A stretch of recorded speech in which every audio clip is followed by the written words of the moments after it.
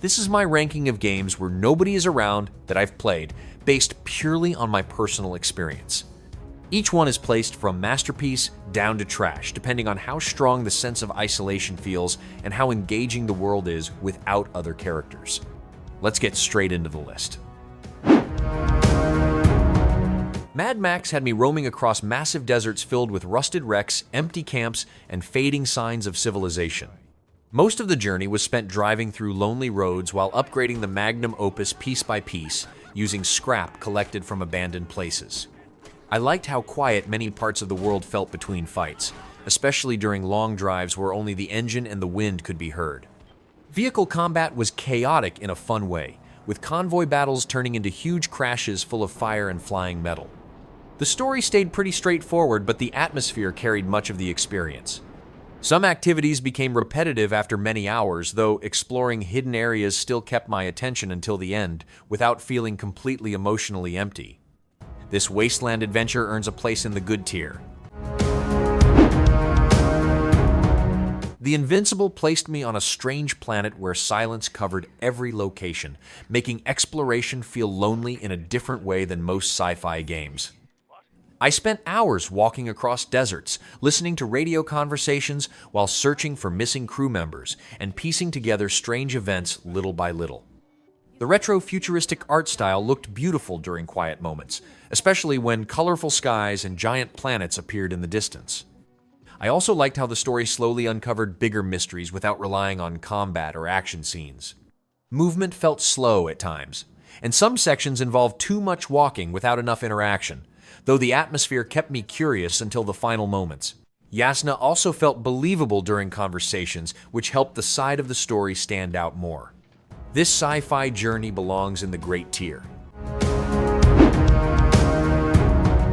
Firewatch felt like living inside a lonely summer far away from normal life, surrounded by forests, empty trails, and constant silence between radio calls. I spent most of the experience hiking through the wilderness while speaking with Delilah about strange events, personal memories, and small everyday moments. The conversation sounded believable, which made the relationship between both characters much stronger as the story moved forward. Gameplay stayed very simple with light exploration and a few small tasks, but the atmosphere carried everything without needing action or combat.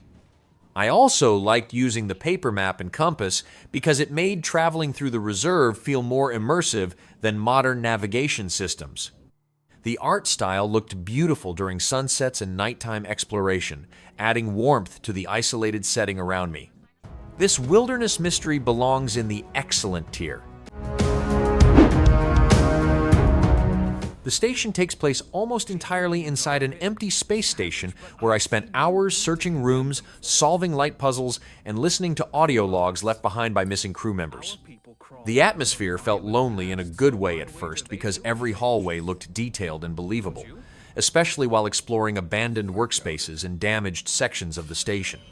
I liked discovering small environmental details that hinted at what happened before everything fell apart. The problem was that the gameplay stayed too limited for most of the experience, with simple interactions repeating until the mystery slowly lost its impact.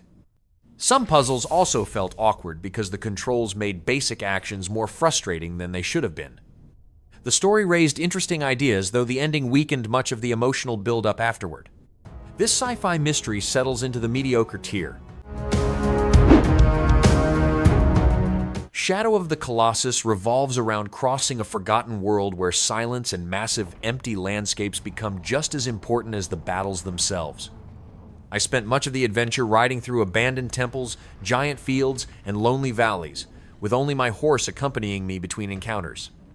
Every Colossus felt memorable because defeating them depended more on patience, climbing, and understanding their movements than simple combat alone. The world barely contained any characters or distractions, though that emptiness made each location feel mysterious while traveling toward the next creature. I also liked how the game trusted me to explore naturally without covering the screen in constant markers or objectives. The emotional tone became stronger with every victory, especially as the journey slowly revealed the cost behind everything I was doing. This remarkable adventure deserves the masterpiece tier without question. Cry of Fear turns ordinary streets and apartment buildings into terrifying places where silence never feels safe for very long. I spent most of the experience moving through dark corridors with a flashlight in one hand while listening for horrible screams somewhere ahead in the shadows. The abandoned city looked strangely believable because the environment still felt lived in instead of completely destroyed or ruined beyond recognition.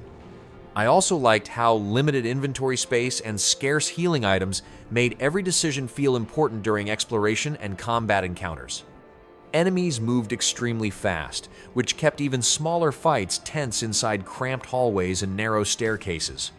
The second half became more action-focused after stronger weapons appeared, though the horror atmosphere still stayed effective through many important moments afterward. This disturbing horror experience belongs in the excellent tier. The Long Dark places me inside a frozen wilderness, where every small decision can decide whether I survive another night or freeze to death alone.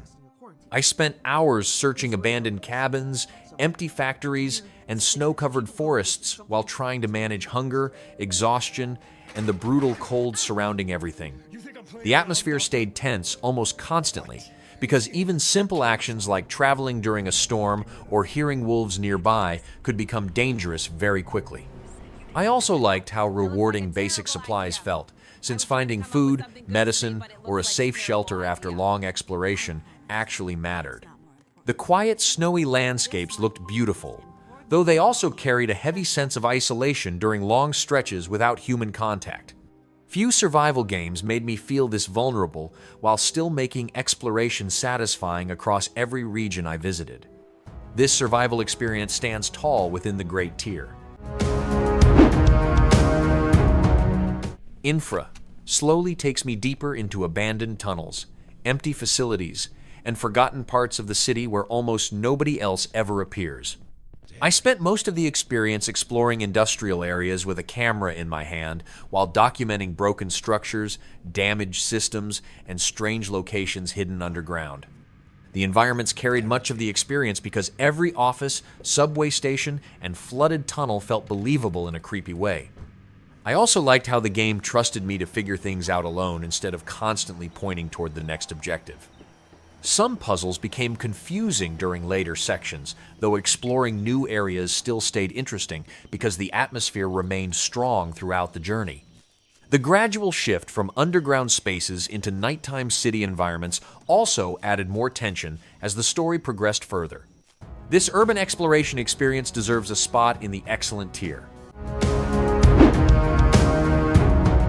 Echo revolves around surviving inside a cold, futuristic labyrinth, where the enemies slowly become smarter by copying everything I do. I spent much of the game sneaking through massive white hallways, avoiding my own clones, and planning carefully before each blackout reset the entire system. The enemy learning mechanics stayed interesting because every action carried consequences, whether I used weapons, stealth takedowns, or simple movement during exploration. I also liked how the clean sci-fi environments created an isolated atmosphere, even while enemies constantly surrounded me across the palace. Some sections eventually became repetitive because the visuals and enemy encounters lacked enough variety during longer sessions. Still, figuring out how to manipulate the echoes without teaching them too much made the gameplay feel rewarding in a unique way. This unusual sci-fi stealth experience settles into the good tier. That's my ranking of games where nobody is around that I've played. Hope you liked this video, and I'll see you in the next one. Thanks for watching.